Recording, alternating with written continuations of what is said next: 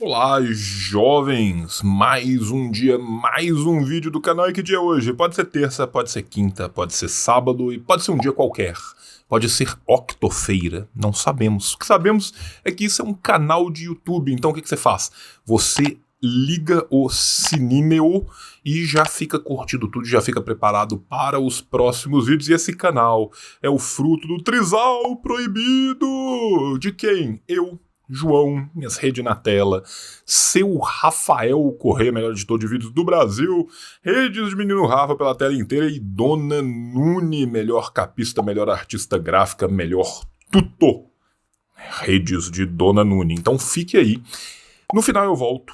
E quando eu voltar, vai ter milhões de cupons no paraíso do cupom. Mas antes uma coisinha. O tio sorteia 70 livros por mês. Você quer concorrer? Seja sócio aqui, entre no clube de canais e concorra ao seu livro. Alternativamente, você pode mandar acima de R$ 5 no Pix. Tá aqui o endereço do Pix. Beijo no teu coração. Fica com o vídeo que eu volto no final. Falha e falhará. Falha, falha e falhará. Falha, falha e falhará. Olá, boa noite, amigos e liberais. Boa tarde, bom dia, dependendo do horário que você está vendo este conteúdo. Estamos aqui em uma live para fazer uma análise de conjuntura, dessa conjuntura não tão maravilhosa que se dispôs à nossa frente, mas só se surpreende com ela quem não estava atento aos movimentos recentes. Eu vou pedir aí para o meu camarada, o grande, metafórica e literalmente, João Carvalho, se apresentar, apesar de todos vocês já conhecerem o monstro sagrado do socialismo internacional. Se apresenta aí, João. Quem é você, para onde vem? Jovens, olá, sejam muito bem-vindos, né, ao nosso querido canal História Cabeluda, que hoje estou aqui fazendo minha primeira participação, espero que de muitas. Verdade. Né, agradecer demais mesmo, de coração, né, menino Gaiofato, pelo convite. Me sinto muito honrado e muito feliz. Adoro a camisa que ele tá, o Leia Lenin gostoso demais. Beijo pro Lange, pros meninos do Lava Palavras, a camisa é espetacular.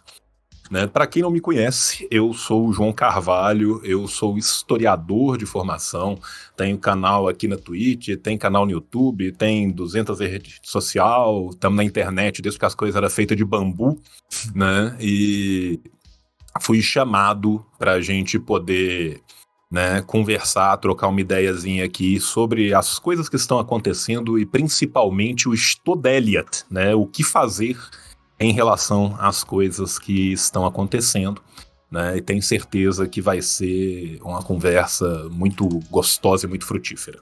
Então, obrigado a todos vocês que já estão aqui. Nós já estamos com quase 800 camaradas ao vivo aqui na Twitch. Na hora que isso virar os cortes e for pro YouTube, vai ter 3.000 pessoas vendo ao vivo, né? Porque Gaiofato é o maior fenômeno do YouTube da esquerda hoje em dia. O Gaiofato pisca e o número vira, né? Antes de chegar a plaquinha dos 100 mil, já vai estar quase batendo a de 1 milhão. Esse menino é um monstro, né? Estamos aqui para ajudar aí. Que isso, pô. Você imagina, né? Ouvi um negócio desse, do homem, do grande, da lenda, do Suprema, eu diria, do Gilgamesh, do comunismo internacional. É um negócio muito bom. E a melhor parte é que provavelmente ele pegou a referência, né? Já que Mesopotâmia é mais uma das áreas de destaque dessa grande lenda do socialismo brasileiro. Já batemos 1.000 pessoas ao vivo aqui nessa Twitch.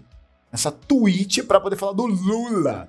Né? Para poder falar da conjuntura em que o Lula está inserido. Então, bora começar, né? E aí, tio João, como é que foram as suas impressões desse domingo de sol, que foi sol só para iludir a social-democracia, né? Só para meter o yeah! Hoje não!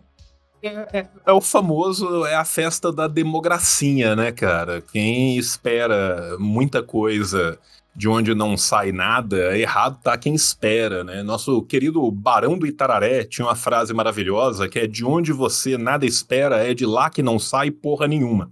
Né? Então, acho que, mais uma vez, né, a gente pode colocar isso aí, né? Por quê? Porque houve, principalmente, né, nas redes sociais, né? Toda uma expectativa bastante surreal quando a gente considera, né, a história dos fatos, né, da nova República Brasileira, de que as coisas se resolveriam muito calma, tranquila e pacificamente no primeiro turno. Então, assim, boa parte da frustração das pessoas, principalmente dos sociais-democratas, que tinham, né, pensado assim, tudo se resolverá muito rápido, né, vem exatamente disso. E aí a gente tem que ponderar várias coisas, né? Primeiro a gente tem que ponderar a sequência histórica das eleições majoritárias de presidente desde a Constituinte de 88 em diante, né? Nunca dantes na história desse país, para a gente poder, né, usar uma frase muito comum, né? Nunca um presidente que estava no cargo sequer passou para o segundo turno atrás, né? Então, assim, o simples fato do Lula ter passado para o segundo turno na frente, com uma diferença de 6 milhões de votos, que é uma puta diferença, já é bastante simbólico da incompetência sem fim do governo protofacho brasileiro em fazer o mínimo, sabe? Aquela faixinha que os pais seguram, parabéns, Damires não fez mais do que tua obrigação. Nem a tua obrigação Damires fez, né? A real é essa, e por mais que houvessem sonhos lindos na noite de verão, né, uma análise histórica disso é importante. Por quê? Porque a gente tem que entender, gente, que o Estado democrático de direito, ele é uma sequência de mentiras, né? Porque ele não é democrático, ele não se baseia no direito. O direito juspositivista, ele só existe no coração daqueles que o amam, né? No mundo ideal de ideias daqueles que gostam de acreditar em farsas, né? Então, assim, essa ideia de que tudo ocorreria como se nada tivesse acontecendo. Gente, vamos lá, vamos ser muito prático, né?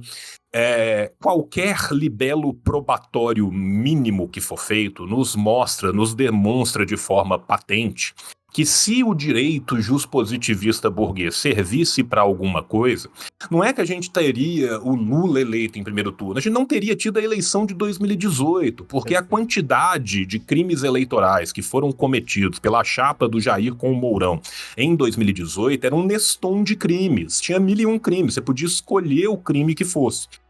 Por mais que se tenha falado, né, eu estou sendo um lixo contextualista aqui, me lembraram disso, eu usei o contexto, eu estou sendo um lixo contextualista.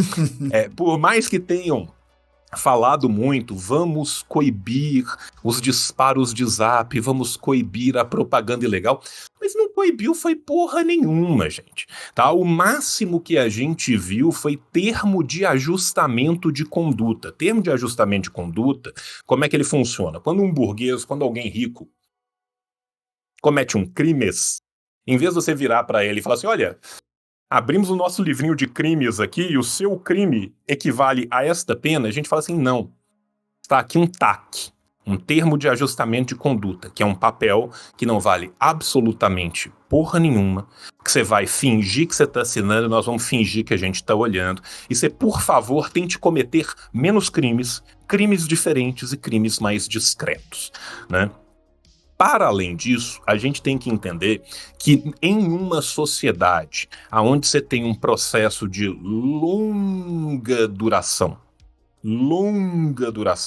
de despolitização, de desmobilização e de conciliação de classes, o personalismo eleitoral, ele serve como uma faca de dois legumes.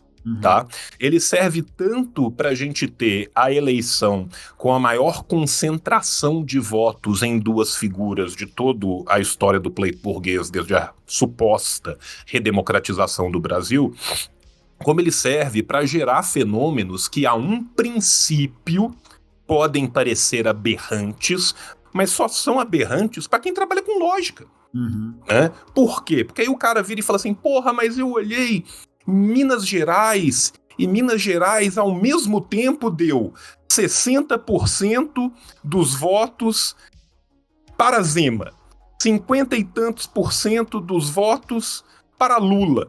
O que isso significa dizer? Isso significa dizer que, no mínimo, 2 milhões de pessoas votaram na chapa Lula-Zema pela legalização do loló. Tá? É disso que nós estamos falando aqui. Então, quando a gente vai, né, e coloca, por exemplo, né, o orçamento secreto, né, em baila, e aí a gente vai e pega uma tabelinha e vê assim, porra, quais partidos aqui que fizeram as maiores bancadas da direita? Ah, o PL fez a maior bancada, e depois, o União Brasil, e depois, o PP, e depois, o PSD, aí depois, o Republicanos. Aí você pega o orçamento secreto. Pega, gente, faz isso, pega.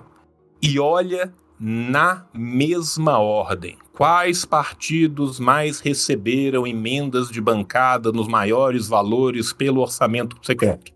Em ordem. PL, União Brasil, PP, PSD, Republicanos. Então o que a gente está falando aqui é que a máquina de compra de votos, ela é uma máquina estatal.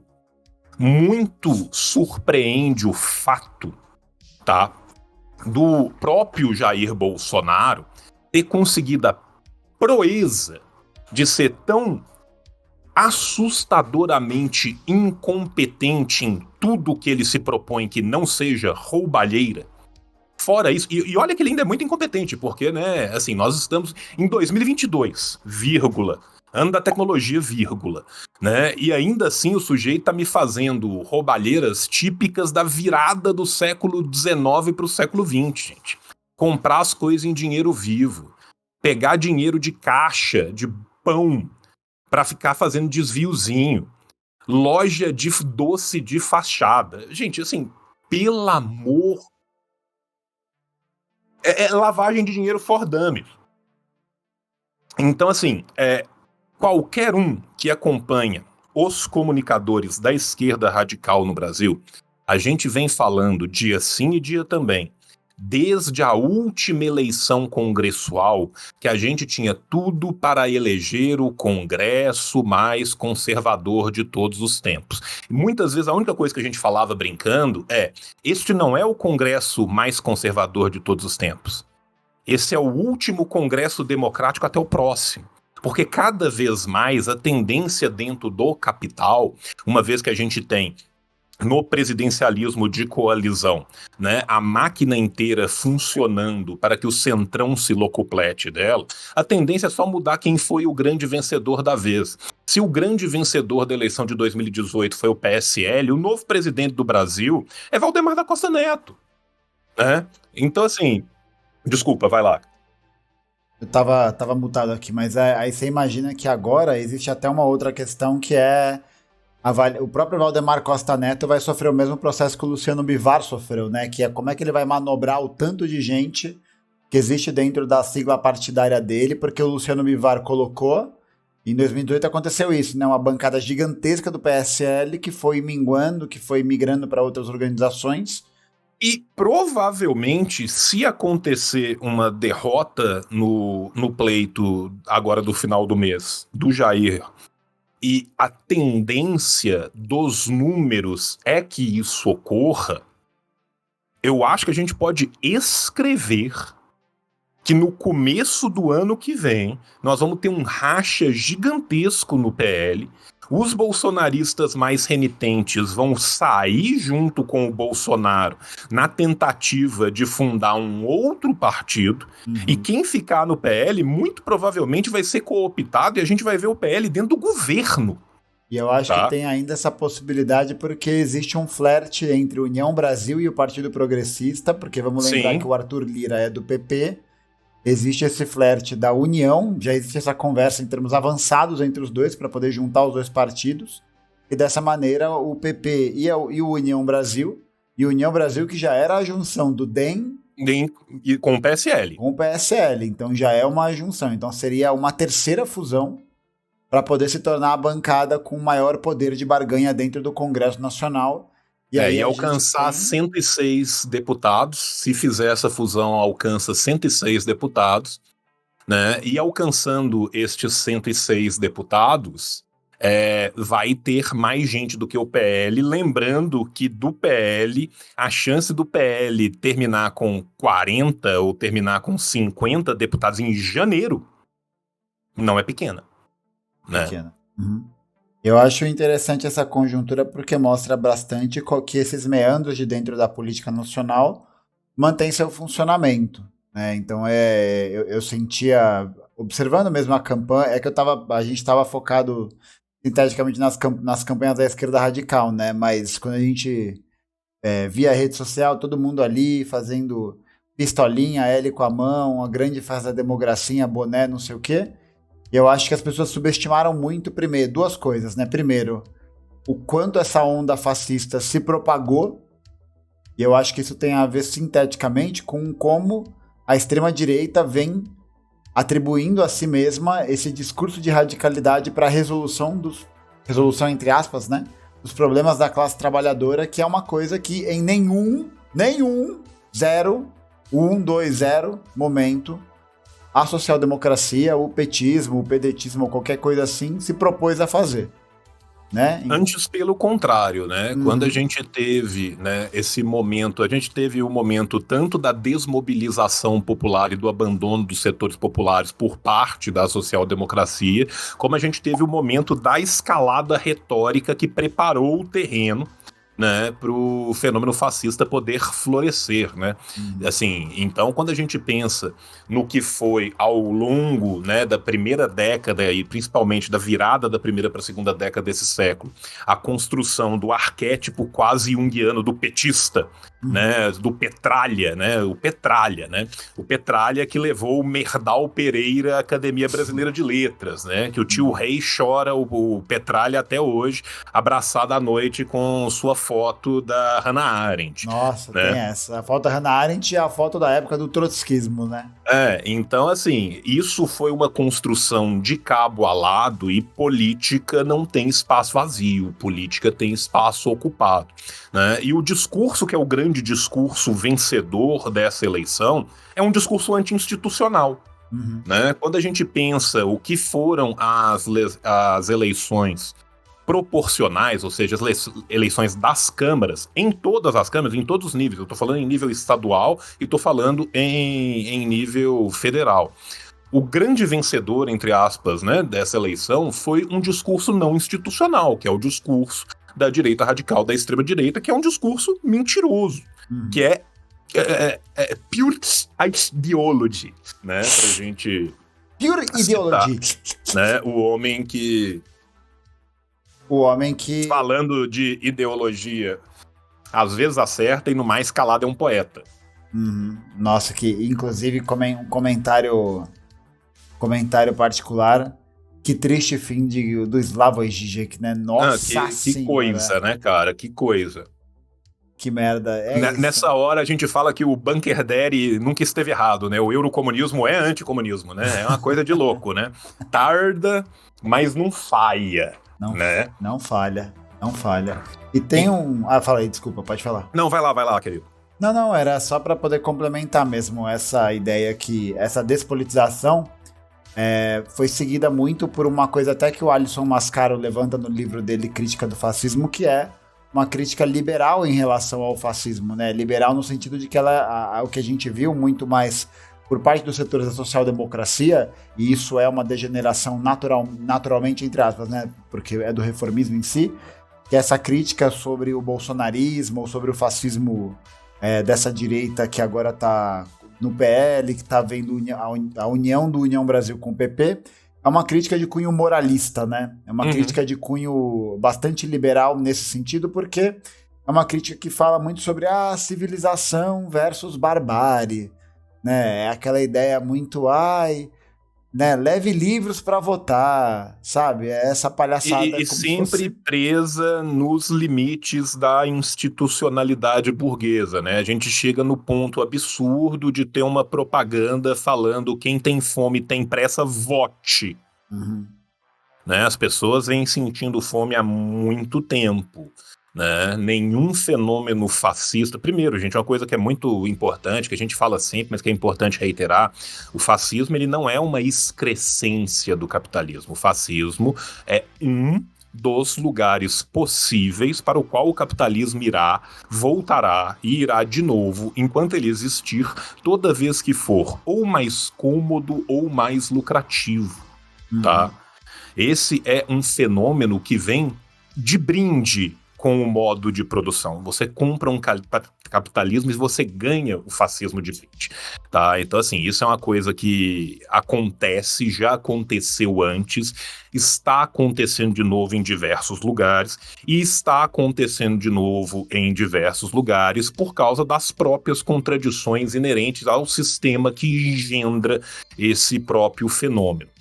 E em lugar nenhum, em momento nenhum da história, o fascismo foi vencido pelas urnas. O fascismo não é um fenômeno vencível. Ele não pode ser combatido dentro dos moldes da institucionalidade burguesa. E é muito por isso que nós estamos aqui. Por quê? Porque a gente vai falar daquilo que a gente fala sempre. Organizem-se, organizem-se, organizem-se, organização, organização, organização. Né? E aí, quando a gente vê os limites, né, da institucionalidade burguesa batendo na sua cara, isso fica muito mais claro e muito mais patente. Né? E aí, todas aquelas análises que foram feitas antes, e que às vezes o povo fala assim: esse pessoal é alarmista, esse pessoal assim, nós vamos eleger Bolsonaro, né? Assim vocês elegem o Bolsonaro, não pode falar a verdade, tem que dar a mão para cada vez mais pro lado, até dar a volta na ciranda e ser fascistas contra fascismo, a frente amplíssima, vamos conciliar cada vez mais. E a verdade, a real, é que quem abandona a pauta máxima pela pauta mínima termina sem pauta nenhuma. Sim, perfeito. Né? E a gente pode observar que não só isso, né? O Bolsonaro ele consegue um número maior de eleitores do que consegue em 2018, e com um agravante, né? E eu acho que um sinal dessa degeneração e dessa falência discursiva do petismo é quando a gente observa que houve um genocídio no meio desse caminho, né? Então não houve uma politização no sentido de produzir alguma imagem que fosse combatente o suficiente para pelo menos utilizar do genocídio da pandemia de forma efetiva contra o crescimento do fascismo, né?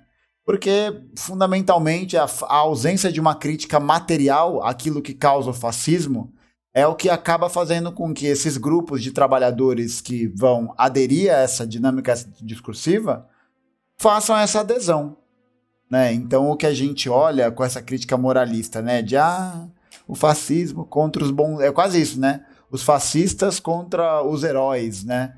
E eu acho que existe como você falou, entre aspas, vazio ideológico, né, nessa crítica moralista que é ocupada pela ideologia dominante, né? Que é até interessante como o fascismo se usa dessa plataforma moral para poder produzir uma significância que explique a conjuntura da crise, né? Que explique a origem da crise material, e aí dessa maneira os apontamentos feitos a partir de uma crise não sejam dos problemas materiais, né? Por exemplo, da precarização da força de trabalho, da ausência de estatização de vários serviços, da destruição dos direitos da classe trabalhadora. Não, né? Aonde que está a crítica? A crítica está sempre no não, isso aqui é ruim porque é ruim, né? Porque tem algum grupo que é o culpado por isso, e isso funciona muito bem, né? Sobretudo para uma classe trabalhadora despolitizada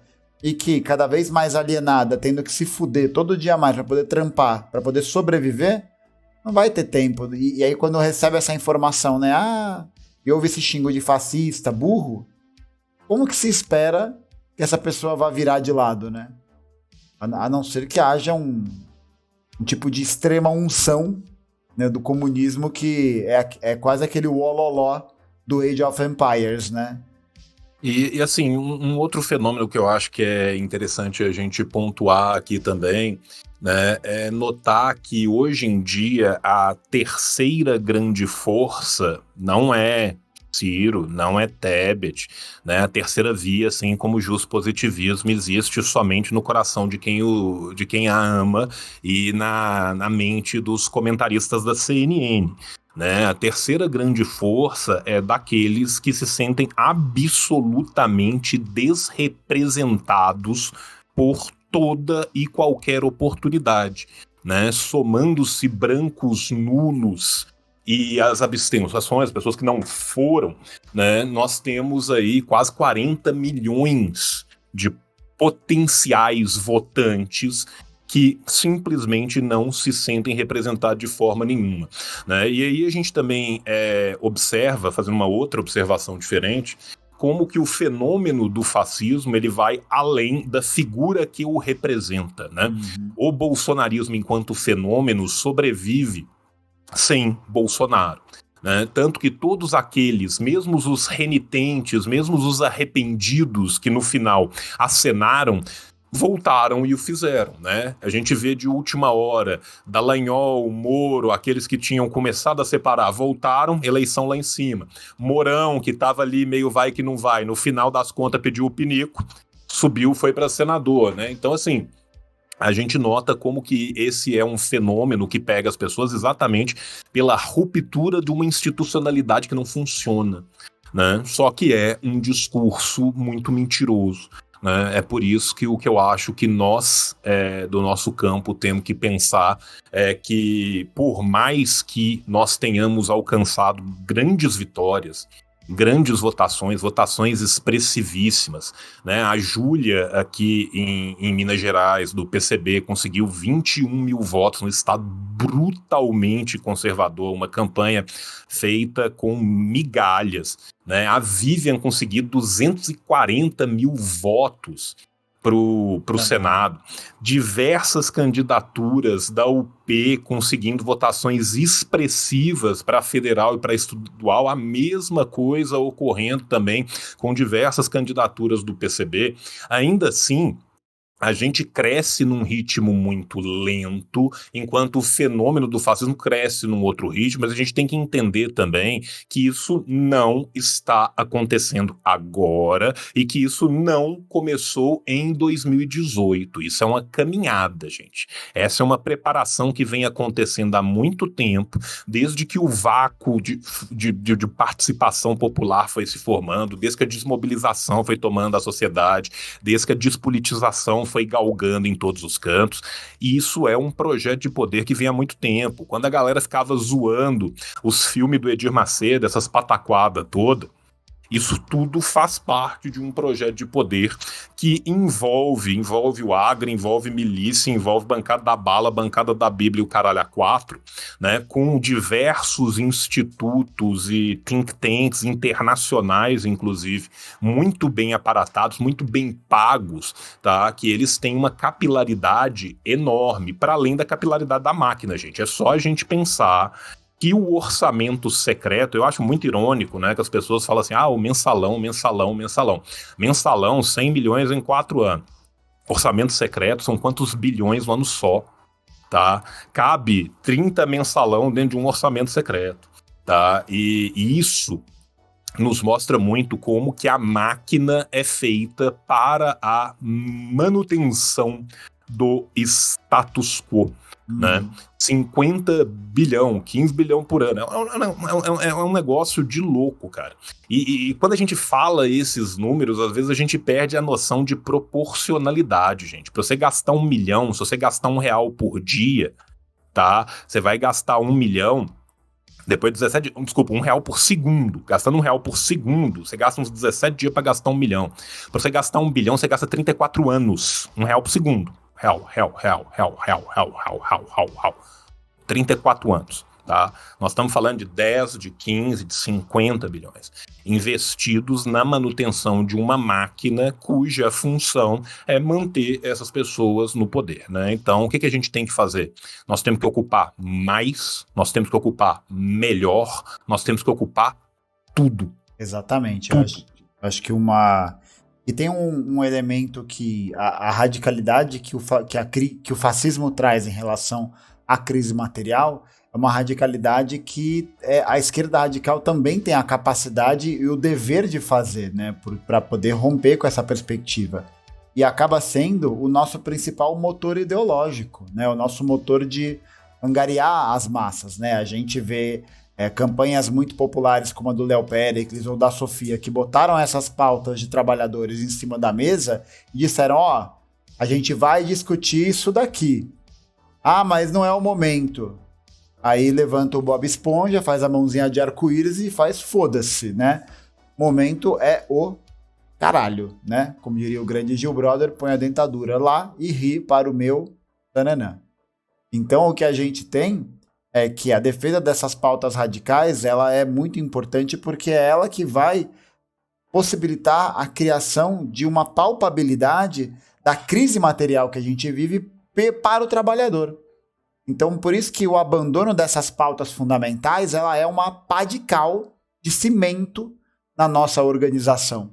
Porque senão a gente fica tendo que pleitear, tendo que lutar, propor cada vez menos, e essa é a lógica da social-democracia, e a gente lê um editorial como o do Estadão, que deu vontade de pegar um ferro quente e furar o olho, que é quando o Estadão diz, agora Lula terá que migrar para o centro. Como se agora, exatamente, como se ele não tivesse virado o Saturno V do centro democrático brasileiro, né?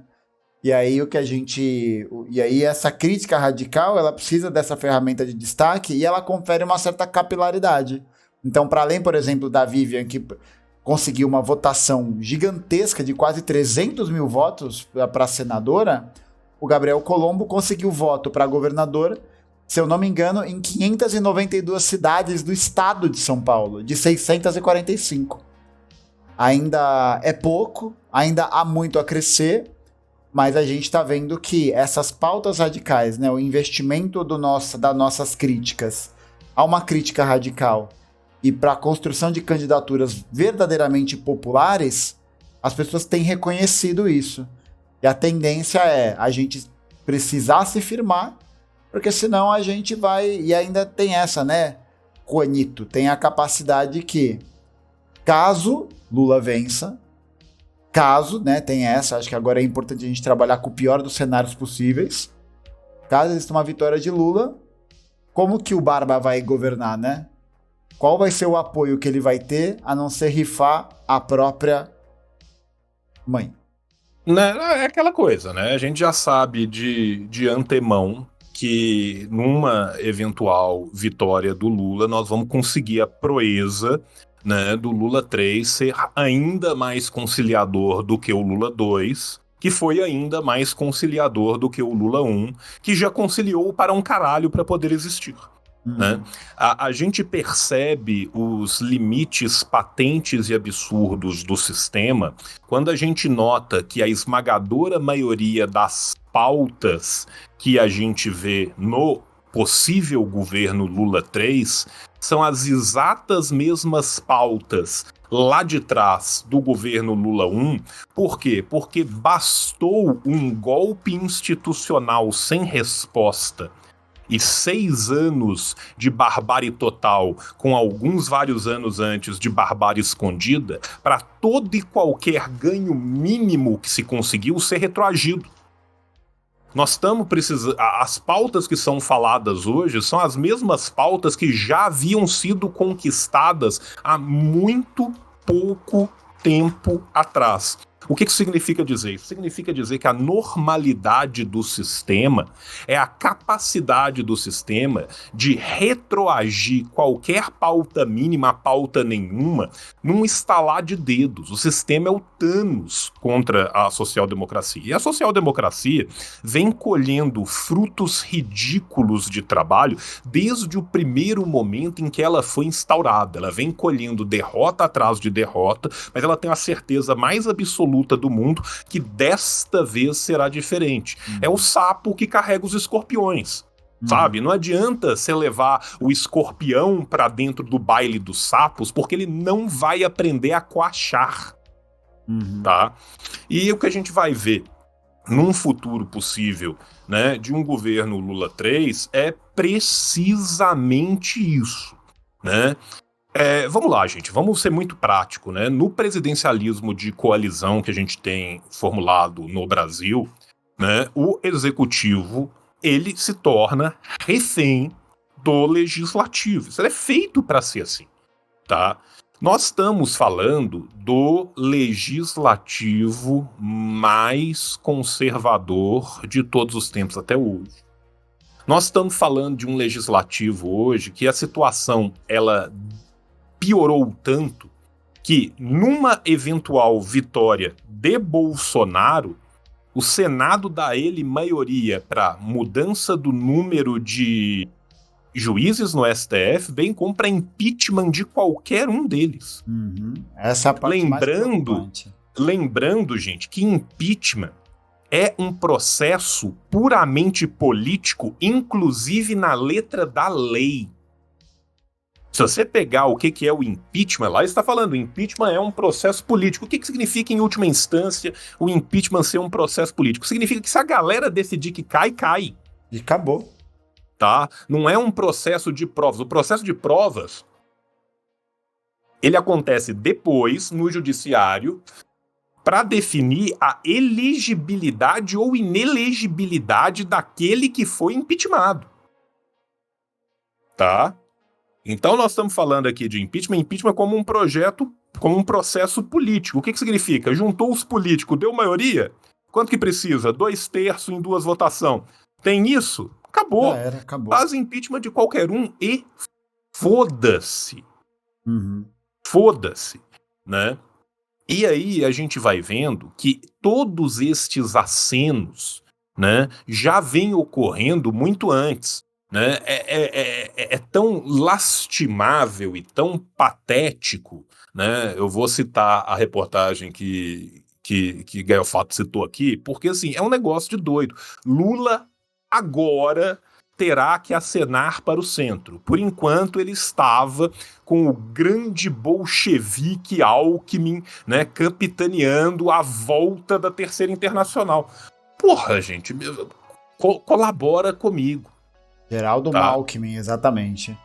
Sabe? Então, assim, Geraldo Alckmin estava ali capitaneando a volta da Internacional, né? Então, assim, a tendência de, a médio prazo, a partir do momento em que não haja mais a necessidade de se higienizar minimamente o sistema, de se engendrar um novo golpe, gente, ela é total. É só uma questão de vontade, é só uma questão de tempo. Não é uma questão de se, é uma questão de quando, sabe? E a gente sabe pela experiência, porque a gente já viu todas as reações, a reação que será dada será uma reação juspositivista. Perfeito. O que isso significa dizer? Isso significa dizer que quando o PT levou o golpe, ele esperou gentilmente que as instituições burguesas, né, fizessem aquilo que na letrinha linda elas diriam que elas iam fazer, e depois eles ficaram todos com a carinha de Pikachu surpreso quando rola lawfare, quando a instituição não serve para nada, e apesar disso continuam a defendê-la e continuarão a defendê-la ad nauseam, né? Então a gente tem que entender que uma vitória do Lula não significa um mundo novo de flores, não significa que o amor venceu o ódio, não significa uma primavera. As pessoas não vão sair na rua com botões de rosas colocando nos fuzis e os unicórnios vão sair pulando. Antes, pelo contrário, a gente tem que entender que quem vai defender minimamente um mínimo de qualquer resquício de humanidade contra a barbárie são aqueles que sempre defenderam. São aqueles que colocaram sua vida a risco para ir na rua. São aqueles que estão com as massas nas massas e pelas massas. Gente, dá uma olhada em como que os comunistas se colocaram para o segundo turno. repentinamente, sem negociar nada e falando diretamente, e dá uma olhada em como que a social-democracia está fazendo seus apoios. Uhum. O Pra quanto, vocês verem quem que... o quanto a social-democracia rifou as próprias pautas, muitas vezes históricas, para tomar uma surra na eleição, como é o caso, por exemplo, do Marcelo Freixo, que foi indo à direita, à direita, à direita, à direita, e quando deu por si, o Cláudio Castro simplesmente atropelou. Marcelo Freixo não viu essa carreta Scania de 64 eixos que atravessou seu corpinho. E a tendência, gente, é essa. Quem acha que a eleição do Lula vai nos colocar em uma posição que permita com que nós fiquemos inertes, passivos, que a gente acha que o Lula lá vai fazer o Brasil feliz de novo, é uma coisa que eu e o Euribaldo, nas nossas andanças aí de apresentação, livro, o caralho, a gente tá falando há meses. O Brasil não será feliz de novo. Não vai ser. E a galera fica nessa, né? Ah, não, só falta meter um... Vocês estão torcendo contra. Vocês estão mandando energias negativas, por isso que não tá dando certo. A gente tem que lembrar que também um outro setor político usou desse discurso de vocês estão torcendo contra, vocês não estão mandando energia positiva e por isso tá dando errado. Vamos lembrar quem disse isso no comecinho de 2019. E aquela coisa, né? Se para o Freixo e para o PSB foi uma grande surpresa, não foi uma surpresa nenhuma para todos nós que estávamos dizendo isso, gritando isso aos borbotões, né? O Rio, em especial, tem um sistema eleitoral muito próprio, né? Onde as pessoas, no máximo, governam por 6 anos, porque elas normalmente são presas no segundo ano do mandato, né? Sim. Aí o vice faz o resto do mandato e a reeleição para ser preso novamente no segundo ano do mandato, né? Isso vem sendo uma longa tradição no Rio de Janeiro, né? Então a gente vê o poder, né, da não institucionalidade, como ele é patente e claro, né, quando o sujeito que é conhecido como governador das chacinas faz esse atropelo no primeiro turno, né? E a gente tem que entender que isso não é uma excrescência do sistema, porque o sistema é ótimo. Não. Isso é o sistema funcionando Normalmente. perfeitamente Perfeito. como ele deve funcionar. Este sistema foi criado para isso. Este Estado é o bancão de negócios da ditadura da burguesia contra o proletariado e sempre o será. Então o que nós propomos? Nós propomos uma ruptura radical. Não tem como você pegar um bolo que é feito de fezes, cobrir ele com granulado e pasta americana, colocar uma cereja em cima, você continua comendo bosta, tá? A social-democracia tenta salvar o insalvável, tá? Não existe solução dentro do sistema. Isso necessita de uma ruptura. Tal ruptura será por uma via eleitoral? Não. Ela não será. Da mesma forma que o fascismo não será obliterado. E fascismo a gente não discute, fascismo a gente não conversa, fascismo a gente não debate, fascismo a gente tratora, a gente esmaga. Quando a barata sai do esgoto, não adianta pedir por favor. Na hora que as baratas começam a ser esmagadas, as que conseguem fugir voltam para o esgoto de novo. Tá? É assim que as coisas funcionam, tá? Então o que a gente precisa? Nós precisamos organizar as massas populares. Nós precisamos organizar a nossa classe. Nós somos a maioria, porém, nós somos a maioria empurrando pedras enquanto a gente olha para cima e vê o faraó tomando um lindo daiquiri, tá? Enquanto a gente olhar para isso e falar foda man e continuar empurrando as pedras serão empurradas por geração e geração pelo século seculó, tá? Quando um maluco empurra uma parede, ele é um maluco empurrando uma parede. Quando ele junta outros 200 malucos e empurra a parede cai. É isso que a gente tem que entender. A nossa força são os números e a organização da nossa classe, tá? Eu, assim como o Gustavo, nós somos defensores da forma partido.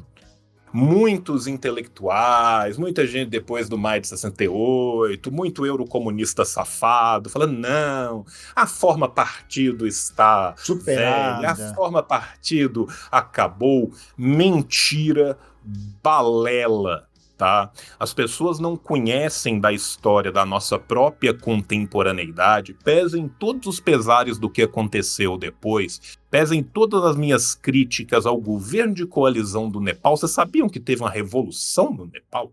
Vocês sabiam que a revolução no Nepal foi organizada por um partido? O Partido Leninista, e eu particularmente como maoísta, as grandes contribuições que para mim como maoísta são não apenas quantitativas, mas qualitativas do maoísmo, criam uma espécie de partido que ele é, antes de tudo, vitorioso. Foi o Partido Leninista e, posteriormente, essas outras contribuições qualitativas, na meu modo de ver, que conseguiram tirar mais de 1/3 da humanidade do domínio do capitalismo. Isso tudo aconteceu via organização das massas populares. Tá? Teve algum lugar em que isso aconteceu porque de pleito em pleito foi elegendo gente cada vez mais progressista e um dia os burgueses se juntaram, entregaram a chave do Estado e falaram, o cofre fica ali, se vocês precisarem da senha, tá aqui uma tabela, vocês venceram pelo voto, vai lá, é seu. Não acontece, gente. Tá? Da mesma forma que quando Dona Burguesia, há muito tempo atrás, ainda era uma classe revolucionária, né? A Bastilha não caiu com uma petição no Havas, tá? Não será dentro das urnas, tá? Que irá cair as nossas Bastilhas contemporâneas. Te passo a palavra de volta, camarada. Desculpa, eu falei pra caralho. Imagina, tá certo. É sempre um grande prazer, muitas vezes intelectual e também erótico, te escutar, porque é muita lucidez e muita gostosura. Antes de eu continuar, queria agradecer imensamente as pessoas que estão mandando sub e, sobretudo, o One Maniac. O One Maniac and Maniac, cara, ele sempre passa lá no canal, é o Engels do proletariado, arigatô herdeiro. Exatamente, tá? A gente manda um Spasiba Naslenik, né? E descobri que o senhor tem gavaria по-русски язык, товарищ. Я еще не очень хорошо говорит по-русски, я изучаю. Да. Я знаю, да. É bom demais. Um dia a gente vai rolar essa conversa em russo para ninguém entender nada, nem a gente. A gente só vai conjugar uns verbos e fazer que sim com a cabeça. Mas, voltando agora para a seriedade, isso, gente, vale muito a pena a gente reforçar. Não tanto, né? Vale sempre reforçar para as pessoas que estão aqui, mas quem está aqui já está no funil, né? Já está inserido e já entende que a organização ou é importante ou já está organizado. O que é fundamental é a gente avaliar como estratégia, pelo menos como tática, aliás, duas coisas fundamentais. Primeiro, tirar o seu amigo, a sua amiga, o seu primo, o Juquinha, o cara que morava na rua debaixo da sua casa, do reformismo. Porque agora a tendência central é que essa melancolia causada pela eleição de domingo chegue como esse caminhão Scania jogando Euro Truck Simulator na Dutra, dirigindo à noite e pegando a saída para Guarulhos com um pneu furado. Então o que acontece é que esse baque vai ser muito grande e esse vai ser um espaço muito importante para a gente poder ocupar essa insatisfação e essa melancolia. Então é fundamental que você converse com essas pessoas para que elas possam ter ciência desses limites da social-democracia, dos limites da não resolução radical dos problemas. É um negócio que a gente bate, fala e fala e fala e fala. Demorou 16 anos e uma caralhada de concessão, menos até, né, um pouco menos, demorou 12 anos e uma caralhada de concessão para que a gente pudesse ter um estado, não diria nem de bem-estar social, né, mas eu diria de meio bem-estar social, e tudo acabou com 3, 4 canetadas. Né? Não é porque o Estado ele deixou de ser democrático ou o Estado passou a ser controlado pelo autoritarismo ditatorial. Existiam mecanismos institucionais do próprio Estado para poder fazer esse movimento. Então a tendência central é essa. É a instituição operando para impedir com que a classe trabalhadora tenha qualquer coisa que não seja só a sua exploração. E além disso, salientar que agora, talvez aí o tio João pode avaliar isso, mas acho que a tática agora não é tanto investir na conversa com os bolsonaristas que votaram em Bolsonaro, porque a máquina deles é muito maior do que a nossa. Mas a tática fundamental agora é trocar ideia com os indecisos. As pessoas que eventualmente não saíram para votar e tentar colocar que, por mais que hajam muitas limitações, a gente tem que pleitear a construção de um programa radical para os trabalhadores, já que o governo Bolsonaro não vai resolver essas questões, porque não é do objetivo dele resolver essas questões. E aí, vale a pena a gente ressaltar os dados econômicos, né? O número de pessoas desempregadas, o número de trabalhadores informais, o quanto a economia brasileira agora depende cada vez mais do agronegócio, do mercado financeiro e do setor de serviços, que é o puro suco da terceirização, e mostrar que, apesar dos limites, é melhor a gente ter um social liberalismo para que a gente possa, pelo menos, existir, do que achar que, enfim, né, por mais que a gente saiba que com o Bolsonaro reeleito é uma aceleração brutal das contradições, mas a questão é a que custo? A que custo? Porque vai muita gente morrer, vai muita gente se fuder nesse processo. Então o nosso trabalho fundamental é esse, organizar a nossa classe para que a gente coloque na caixolinha dessas pessoas que a política não se faz de 2 em 2 anos, não se faz de 4 em 4 anos. Ela é uma atividade de formação, de mobilização permanente. É exatamente isso, né? Ela é diuturna, ela é continuada, né? O que nos faz, né, comunistas, o que nos faz militantes comunistas não é simplesmente uma carteira, não é simplesmente o fato de que você está no lugar X ou no lugar Y. É uma construção continuada em absolutamente todos os espaços possíveis e imagináveis. Isso é outra coisa importantíssima para a gente entender. Às vezes a pessoa acha assim, mas aqui eu não vou falar disso porque aqui não é lugar disso. Mas eu falo ali, mas não falo aqui. A política se dá em todos os lugares. A organização pode se dar de milhões de maneiras diferentes.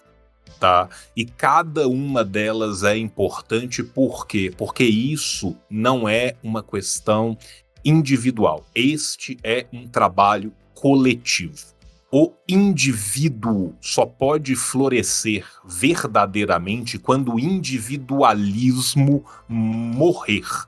Nós, seres humanos, somos seres sociais, nós precisamos dessa construção coletiva para que essa construção coletiva nos desaliene e possa retirar o véu da ideologia para que a gente perceba as mazelas do sistema pelo que verdadeiramente elas são e não por aquilo que nos é vendido.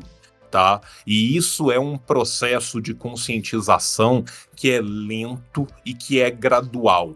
Tá? O primeiro passo para conquistar, o que é o companheiro? O companheiro é aquele com o qual você divide o pão. O que é o camarada? O camarada é aquele com quem você divide a câmara, o quarto, a habitação. Para que você possa trazer a pessoa para dividir contigo o pão, ela tem que entender por que vocês estão, quem são vocês, tá? A gente tem que entender, a gente tem que fazer florescer a consciência de classe. Porque o primeiro passo é dividir o pão, mas o passo final é tomar todos os moinhos. A gente não quer só dividir o pão, a gente quer tomar todos os moinhos. E isso é um caminho. Isso é uma caminhada, tá? Existem diversas formas diferentes de você fazer isso, tá? Se você está num lugar onde já existe a UP, já existe o PCB, procure-os. Se você está num lugar e você fala assim, não, mas eu não sou só marxista-leninista, eu sou marxista-leninista maoísta, procura a AND, procura o RC, se organiza. Você fala assim, não, eu quero participar da construção das ocupações aqui na minha região. Porra, você tem o MLB, você tem o MTST, você tem diversas organizações. Não, eu quero participar das Brigadas Populares. Procura Brigadas Populares. Existem milhões de organizações setoriais, organizações sindicais, organizações da juventude, diversas formas diferentes de você contribuir. O que não pode é não fazer. É necessário cada vez mais se organizar. Se tem algo que essa eleição nos mostra, é que a inação não é um caminho, né? Eu, num vídeo meu, há muito pouco tempo atrás, essa semana, falei que a gente tem que ter a ousadia de errar diferente. A gente precisa de aceitar o fato que a gente já teve ao longo da construção histórica do movimento comunista no Brasil. Um momento em que nós tínhamos muito povo e não tínhamos armas, um momento que nós tivemos armas, mas não tinha povo, e num momento de profundo liquidacionismo que ocorre, né, no final ali da década de 90, nós perdemos o povo, nós perdemos armas, nós perdemos tudo, e nós estamos num momento de reconstrução. Essa reconstrução é uma reconstrução paulatina, ela vem crescendo, a tendência dela de crescer é uma progressão geométrica.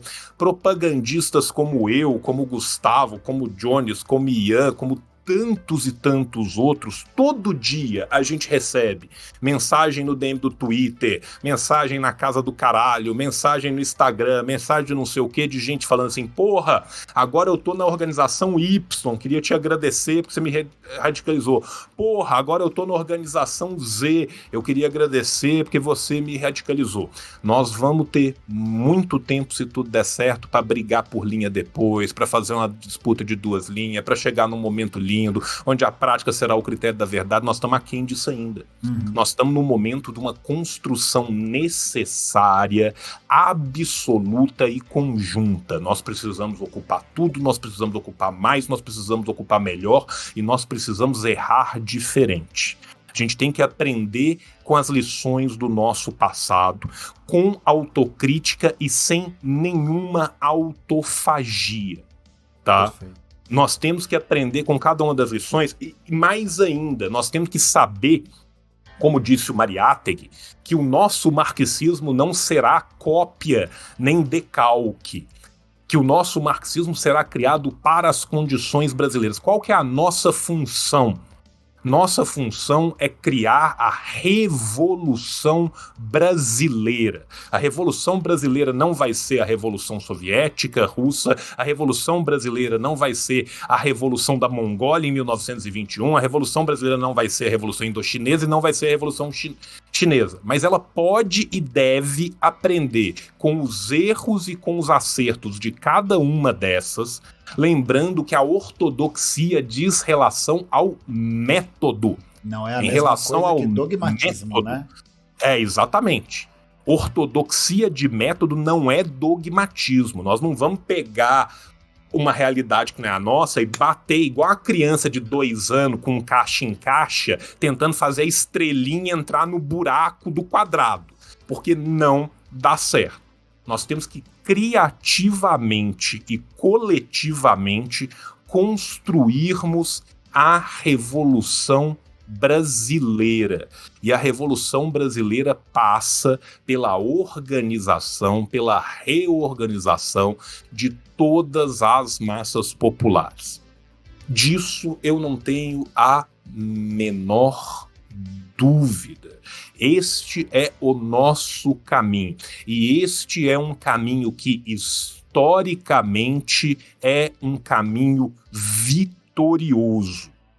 Este é o caminho que catapultou nações que ainda viviam sob a égide de condições medievais aos maiores crescimentos que a humanidade viu na sua contemporaneidade. Se vocês querem, liberal gosta muito de falar de número, sem saber número e deturpando o número de todos os jeitos.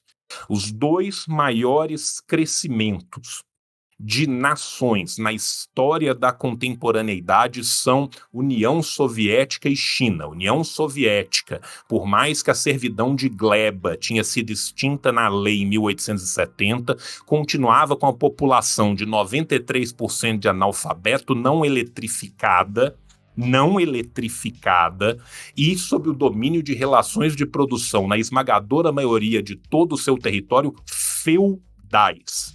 Este país, depois de passar por uma guerra civil onde foi invadido por 14 países, não existe isso de guerra civil onde você é invadido por 14 outras nações, depois de passar pelo combate ao nazifascismo, teve o maior crescimento da história humana, até que a China, que era a nação mais pobre do mundo, que termina a sua longa revolução sob a égide do governo fascista do Kuomintang, com uma expectativa média de vida da sua população de 34 anos, tá?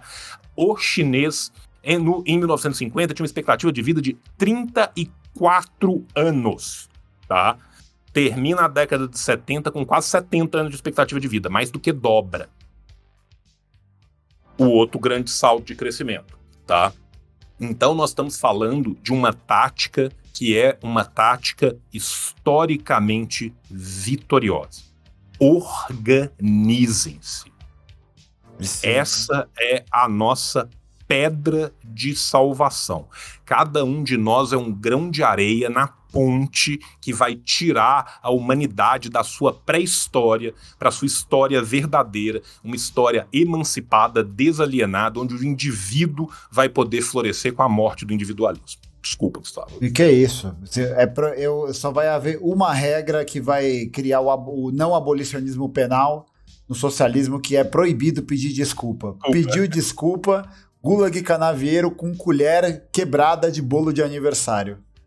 Mas, acho que a sua fala, João, ela é muito importante porque quem está dizendo isso não somos nós comunistas porque nós gostamos e achamos a estética comunista foda, né? Legal, bonita. Soviet Wave, Vaporwave. Não. A gente diz isso porque quando a gente pega para analisar historicamente, a gente vê que o que houve de respiro civilizacional no planeta Terra foi soviético. Foi chinês, está sendo chinês. Então o que a gente tem é a criação de condições de vida para que as pessoas tenham dignidade. Nós não estamos falando das pessoas terem mansões, das pessoas terem Ferraris, porque isso quem tem é burguês ou uma pessoa que gasta muito mal seu dinheiro. Por quê? É verdade, né? Porra, tem uma Ferrari em São Paulo, merda, pô, você vai fazer o quê? É pra ser assaltado e pra ficar no trânsito. É uma bosta, né? É porque você é burro. Mas... brincadeira, hein? Fetismo da mercadoria, etc. Mas o que acontece, e eu acho que é fundamental, é a gente observar que tudo que existe de estado de bem-estar social na Europa, ou já existiu um dia, é porque eles tinham muito medo dos vermelhinhos. Eles tinham terror dos comunistas. E é bom que tenham medo mesmo. E é bom ter medo mesmo. Porque por muito tempo essa retórica e essa tática do derrotismo, sobretudo a partir dos... Isso começa, né, já nos anos 60, mas se intensifica com a destruição da União Soviética pelo Mikhail Arrombado Gorbachev. E o que a gente vê nessa retórica do menor possível é a classe trabalhadora sendo cada dia mais subtraída dos seus direitos, subtraída da sua condição de dignidade. Nós não estamos falando de privilégios, nós estamos falando de dignidade. A possibilidade de poder viver de forma decente. E o que a gente olha na história é que as únicas nações que conseguiram promover isso numa escala de velocidade absurda foram nas experiências socialistas. E que toda a experiência social-democrata ou ela depende da exploração de outro lugar, porque é muito fácil para a social-democracia francesa bater no peito e dizer que ela é social-democracia, porque ela tinha uma paradinha, um lance, um negocinho chamado colônia, né? Os argelinos, com razão, não gostam muito dos franceses e nem quase metade das nações africanas, nem a Indochina e nem quase nenhum lugar, com razão de novo. A gente olha que o que sustentou o Estado inglês e a maravilhosa, né, cultura britânica, o Estado de Bem-Estar Social, o NHS, foi a criação da pobreza extrema nas Antilhas, na Jamaica, nas Bahamas, em todas as colônias do Caribe, nas colônias de África, na subjugação da China durante o século XIX.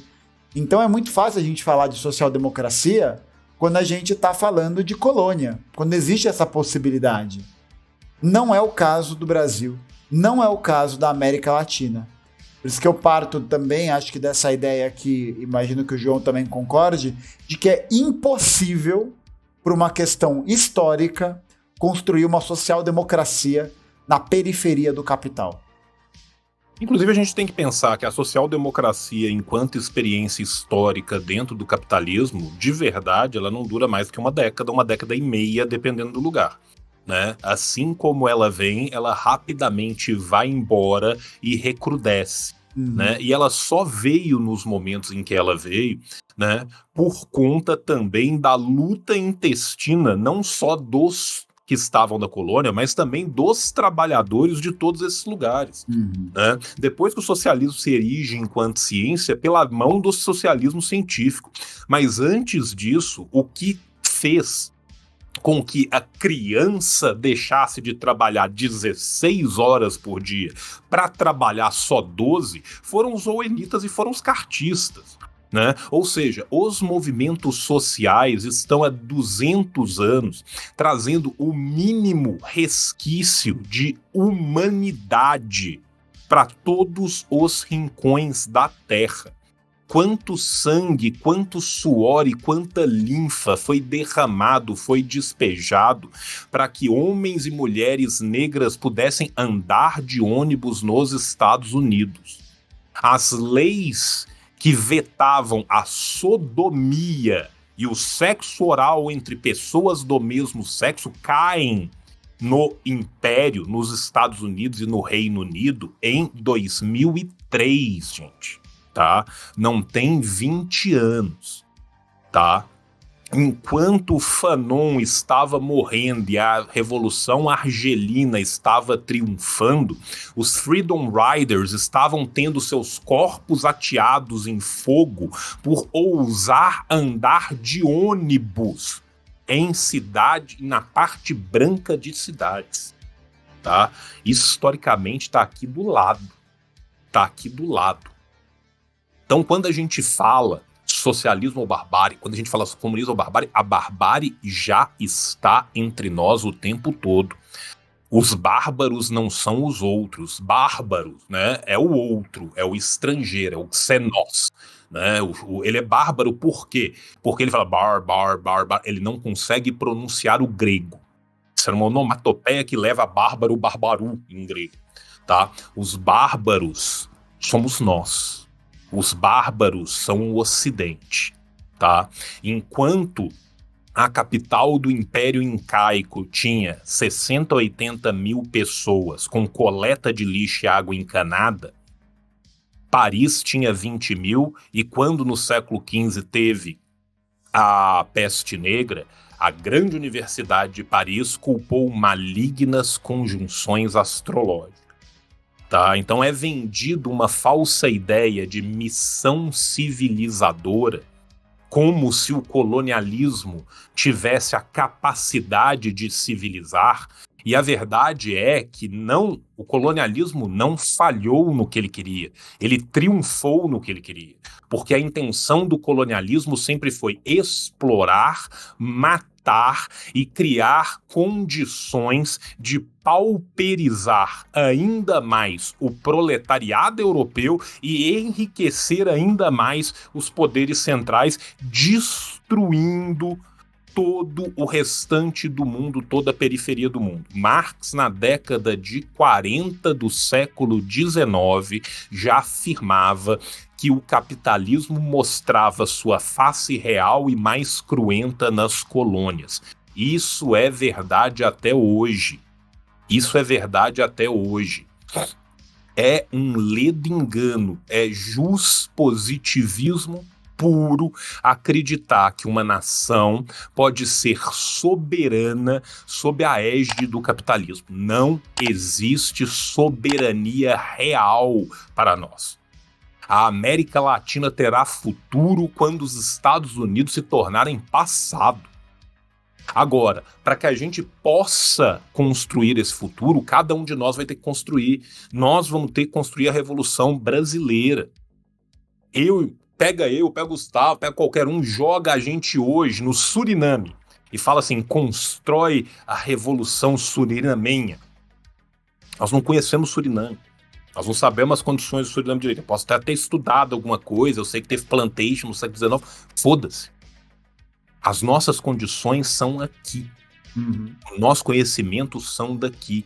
Nós temos que conhecer as experiências dos outros, sim, para saber o que aproveitar de bom e o que não aproveitar, mas principalmente nós temos que nos debruçar sobre o Brasil. Porque, ao contrário dos nossos inimigos, que falam da boca para fora que amam o Brasil, mas o odeiam, eles odeiam tudo que é brasileiro, tudo que é popular, tudo que remete ao nosso povo. Nós não. A Revolução Brasileira, ela vai ser a revolução dos povos originários, vai ser a revolução dos terreiros, vai ser a revolução do tucupi com tacacá, vai ser a revolução do pão de queijo e toda a porra junta. E nós precisamos construir ela e construir ela coletivamente. E a construção coletiva se dá sob a égide da organização. Porque a organização, além de tudo, ela nos protege, ela nos abriga e ela nos orienta. Nenhum de nós sozinho é capaz de fazer 1/1000 do que nós somos capazes de fazer juntos. Então a gente tem que ousar e a gente tem que lutar para poder vencer. Ousar, Porque lutar e ousar vencer. Da nossa vitória depende o futuro daqueles que ainda nem nasceram. Tá? Da nossa vitória depende o futuro dos que não nasceram, a vida dos que estão com a gente e o passado dos que morreram. Nós defendemos aqueles que não nasceram, mas nós também defendemos todos aqueles que morreram abnegadamente, heróis e heroínas desconhecidos do proletariado, tá? Desconhecidos do proletariado, que morreram para que nós pudéssemos continuar a sua luta. É por isso que a gente não pode conciliar, é por isso que a gente não pode abraçar o reformismo. Porque cada homem, cada mulher que deu a sua vida para essa mudança de mundo conta com nós. Nós somos os guardiões dos mortos, dos vivos e dos que hão de nascer. Organizem-se. A questão fundamental é que nós, enquanto marxistas-leninistas, temos a convicção de que não haverá uma vitória da humanidade enquanto essa vitória da humanidade não conseguir justamente compor e vingar todos aqueles que padeceram durante todo esse processo. Eu acho que vale até a gente lembrar de uma das citações mais bonitas que existem, que é a citação da tese 9 das teses sobre o conceito de história, o momento mais leninista do Walter Benjamin, né? Acho que é quando ele se ligou, né? Ali ele deu um clique, né? Ali ele, naquele momento ele estava no funil. E que a gente tem que lembrar que tudo que existe de progresso e tudo que a social-democracia defende como progresso foi feito a partir do atropelamento de centenas de milhares de milhões de cadáveres. De homens, mulheres, crianças, de pessoas que tiveram a sua existência subtraída para poder sustentar a burguesia internacional, para sustentar os parasitas, os verdadeiros preguiçosos que existem na sociedade. Eu adoro quando falam assim, o socialismo vai produzir preguiçosos. Eu acho muito curioso, Porque preguiçoso é quem não trabalha. E quem não trabalha é quem é dono de banco, é quem é dono de latifúndio, é quem é dono de grande grupo de investimento, é quem é acionista majoritário da Petrobras e mora no estrangeiro. A verdadeira fábrica de parasita e de preguiçoso não é o socialismo. Porque o socialismo depende da nossa construção coletiva. Depende justamente da nossa união de forças em nome de uma realidade outra que nós queremos construir. A fábrica de preguiçosos, de vagabundos e de parasitas é o capitalismo. Porque é só a partir da exploração do trabalho, é só a partir dessa ideia que existe outro para me servir, que eu não vou fazer nada.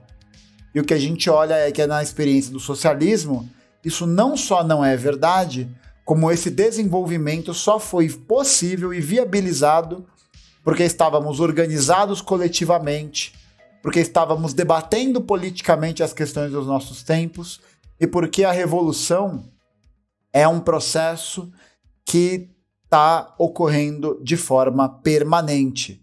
Permanente não num sentido trotskista, ok? Permanente num sentido em que esse debate político, esse debate da constatação das condições materiais e ideológicas do nosso tempo acontece 24 horas por dia, todos os dias. E é a partir do momento em que esse debate não acontece, em que a gente tem a retirada das massas desse processo, que uma revolução se degenera. E os seus dirigentes se degeneram, como foi o caso, por exemplo, da própria União Soviética. E aí muita gente pergunta, mas camaradas, o curto prazo não tem muito o que fazer, e é verdade. No curtíssimo prazo, nós estamos numa conjuntura desfavorável, pensando nacionalmente, estamos numa conjuntura perigosa. Mas lembrando que todo curto prazo, ele é fruto da nossa política de médio e longo prazo.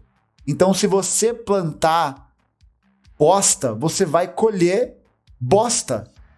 Ou uma bostinha que pode eventualmente ser cheirosa. Agora, para que a gente possa colher frutos e conseguir ter a nossa capacidade de decisão para beneficiar a nossa classe no curto prazo, a gente tem que criar um programa de médio e longo prazo para a gente poder ter um norte sobre o que fazer. E quanto tempo demora? Nós não sabemos. E não temos como saber. Se qualquer pessoa, a gente tem as nossas expectativas, as nossas análises de quanto tempo as contradições vão explodir. Eu chuto daqui a uns 15, 20 anos, acho que nós estaremos vivos para ver isso. Mas o que acontece é o seguinte, o vento da história, gente, ele passa. Independente da gente estar ou não organizado, independente da gente estar ou não pronto. As contradições vão apertar, elas vão aparecer e vence quem está melhor organizado. A direita venceu porque em 2013, quando aquela mobilização tomou conta das ruas de forma difusa, confusa, com pautas moralistas gerais, a direita estava pronta e estava organizada, porque aquele foi o momento de assalto. Aquele foi o momento da ofensiva. E por nós não estarmos organizados, estarmos despolitizados, porque a social-democracia nos prometeu o céu, o que nós tivemos foi o inferno. E nós estamos, várias pessoas deixaram de viver o inferno, porque a lei antiterrorismo, vamos lembrar, não é do senhor Michel Temer, não é do senhor Bolsonaro, é da senhora Dilma Rousseff. Toda a concessão de agro, os tubarões da educação estão dominando a política desse país desde sempre, mas ganharam força porque houve coalizão, porque houve conciliação de classe.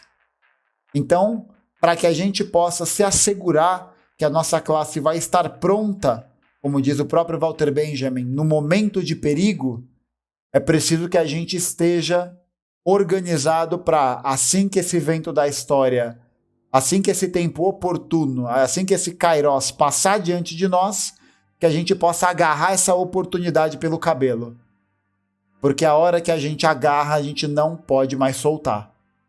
Os bolcheviques fizeram isso, os chineses fizeram isso, e todas as experiências que produziram dignidade para a humanidade estavam atentas e prontas. Não significa dizer que as dificuldades vão cessar, mas a gente vai estar numa nova etapa do nosso desenvolvimento enquanto classe e para a construção da Revolução Brasileira.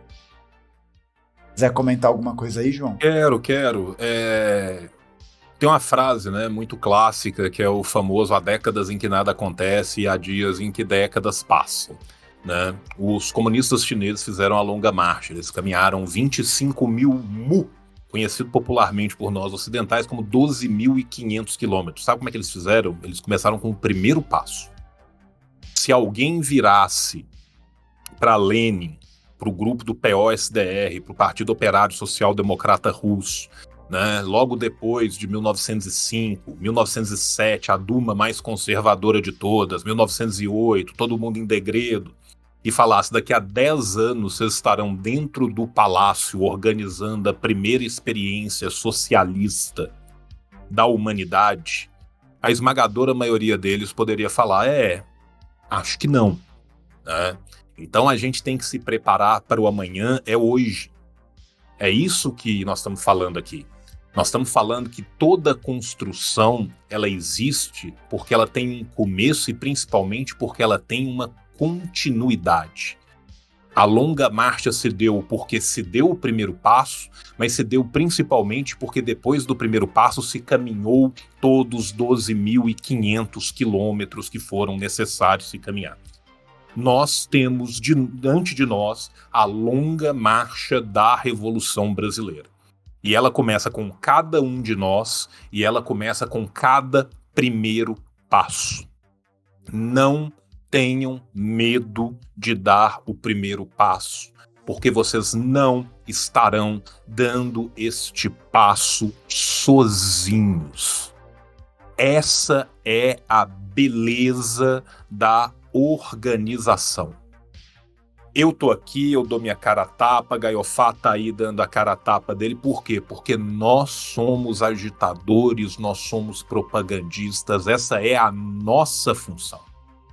Mas vocês podem ter certeza que na construção daquilo que nós precisamos, existe uma função para cada pessoa que está vendo a gente aqui agora, para cada pessoa que não está vendo a gente aqui agora, tá? Você não precisa ficar, né, preocupado, mas eu tô num ambiente de trabalho que é muito conservador, eu não tenho como chegar lá gritando com a camisa vermelha e pichar uma foice, um martelo. Existem diversas formas aonde um trabalho pode ser concatenado. Existem diversos locais aonde vocês podem se organizar. Dentro desses locais, as boas direções vão saber como aproveitar os melhores potenciais de cada um. É preciso saber lidar com isso. É preciso saber se aliar à teoria e à prática, porque isso é uma relação dialética. É preciso estudar e é preciso praticar. Não adianta só ler pra caralho, pegar esse conhecimento, socar no cu, porque não serve para absolutamente nada. Não adianta sair no praxismo louco, tentando mudar o mundo em meia hora, porque você só vai quebrar a cara. Não adianta esmurrar a faca, porque a faca vai cortar seu dedo. É preciso saber desarmar quem segura a faca. Esse é um processo coletivo, mas esse processo começa com o primeiro passo. E o primeiro passo parte de cada um a partir do momento em que a gente levanta esse véuzinho da ideologia, começa a perceber melhor o que nos cerca, começa a entender melhor essas relações e decide: eu serei parte. Eu estarei nessa construção. Por isso que a gente reitera a necessidade da organização, porque é por meio da organização coletiva dessas massas populares, que nós somos essas massas populares, que nós vamos conseguir o nosso triunfo. Quando a gente tiver as condições maduras para isso. Vai ser de derrota em derrota até a vitória final. É o otimismo da vontade aliada ao pessimismo da razão. É endurecer sem perder a ternura. É saber que a cada nova derrota a gente se aproxima da vitória final. Que a injustiça desse nosso mundo possa não entristecer, mas sim radicalizar cada um de vocês. Porque a radicalidade é buscar a raiz. E a raiz dos nossos problemas se encontra no modo de produção que perpetua os nossos problemas. Rebelar-se é mais do que justo. É necessário. Obrigado. Gente, o recado tá dado. A conjuntura de domingo mostrou que nós temos tudo a perder ao confiar na social-democracia. E o que já era ruim na nossa expectativa, já era degenerado, se mostrou ainda pior. Por isso que a gente precisa lembrar o tempo todo que nós não temos nenhuma garantia e nenhuma arma, a não ser a nossa organização enquanto classe. E é somente pela coletividade que a gente vai vencer.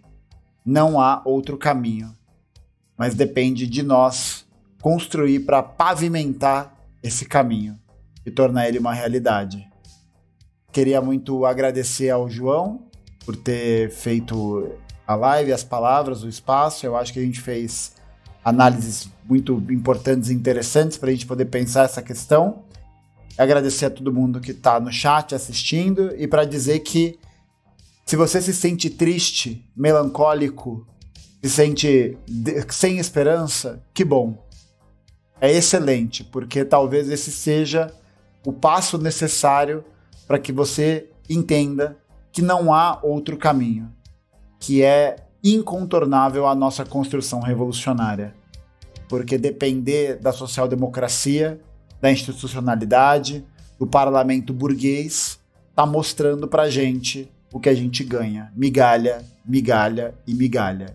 E quando ganha migalha? Se organizem, conheçam o PCB, conheçam a UP, conheçam os coletivos e, principalmente, conversem com as pessoas do seu entorno. Lembrem sempre, tá, gente? Paciência é uma virtude revolucionária. A gente não vai mudar a cabeça da nossa tia crente reaça de um dia para o outro. Não vai acontecer. Não se iludam. Mas é um processo paulatino. É um processo paulatino em que a gente precisa trazer essas pessoas que estão alienadas, que estão perdidas, para se tornarem parte do povo. Porque os inimigos do povo a gente sabe quem são. E a gente precisa construir cada vez mais um povo que possa se rebelar para ter, como diria, não sei se é a Tasha ou a Trace, da música do Dom L, que é não exigir o que é justo. E esse justo vai fazer com que os senhores estejam fudidos. Porque o que é justo pra gente, bom, eles sabem o que é. E por isso eles não deixam a gente botar as mãos. João, quiser dar as palavras finais, agradecimento? Não, é isso, cara. Eu quero te agradecer muito, agradecer a oportunidade de estar aqui com mais de 2.000 pessoas nos acompanhando o tempo todo, né? Cresce para um caralho. Quem reclamar vai crescer mais rápido, né? É sempre daqui para frente, né? Paz entre nós e guerra aos senhores. Esse tem que ser o nosso lema, tá? Porque só assim que a gente vai chegar à vitória, tá?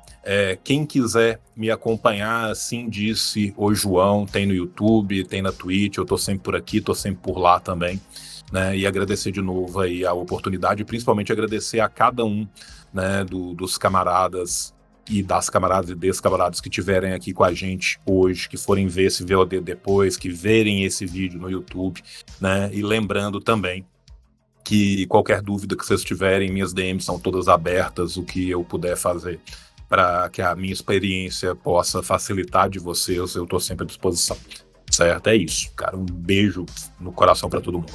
Valeu demais, João, sempre um prazer e imensurável trocar essas ideias com você. E é isso, gente, bora pra luta, porque, como diria o grande Luigi, venceremos. Não há outra opção. se organizem, bebam água, leiam Lenin, gostoso demais. Tchau, gente.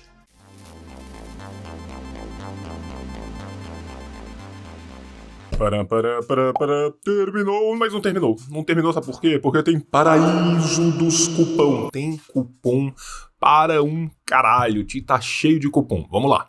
Assim disse João. Cupom nas Ciências Revolucionárias. Se você quiser entrar, o link tá aparecendo aí. Mas fala, João, você tem cupom na Boitempo? Tenho. Assim disse João, 20% de cupom na Boitempo. João, tem cupom na Revolustore? Tem. Assim disse o João, 20 a partir de 2 pôsteres você ganha 20%. Mas João, eu queria comprar um livro do Lavra Palavra. Tem também. Assim disse o João, 15% nos livros do Lava Palavra. Mas, João, eu queria um livro do Ruptura Editorial, mas tem, fica tranquilo, assim disse o João. Só assim disse o João, você ganha 15% lá. Ah, mas eu queria fazer um curso da classe esquerda. Fica tranquilo, também temos um cupom na classe esquerda. É assim disse o João, tudo junto, 15%. Mas, João, eu queria, na verdade, um livro da autonomia literária. Eu tenho um cupom de R$20 na autonomia literária. Hashtag assim disse o João, mas João não é o bastante, eu preciso de mais cupons. Eu preciso de um cupom para eu aprender mandarim. Então fala Xie Guhan Lao Xi. Por quê? Porque lá no Gunhan Mandarim a gente tem também um cupom de 20% de desconto no curso, tá? Assim disse o João, 20 Guhan Mandarim. Tá o link aqui embaixo. Milhões de cupons. Em breve a gente volta com outro vídeo. Assina o canal, liga o sininho, curte, comenta, printa um QR Code, tatua na testa, faz o que você quiser. Beijo no teu coração e tchau, tchau. O capitalismo falhou, falha e falhará em cada uma das sociedades aonde